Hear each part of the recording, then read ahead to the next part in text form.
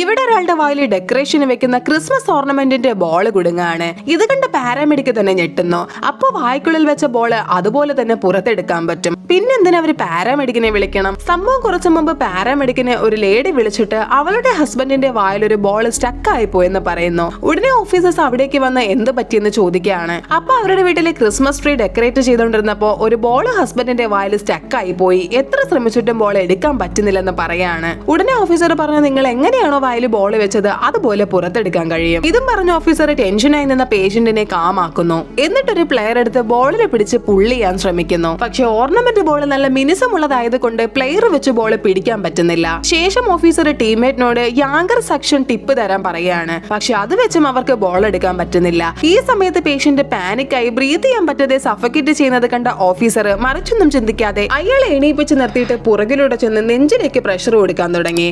നോക്കുമ്പോൾ ആ ഓർണമെന്റ് തെറിച്ച് വീണ് പൊട്ടിപ്പോകുന്നു.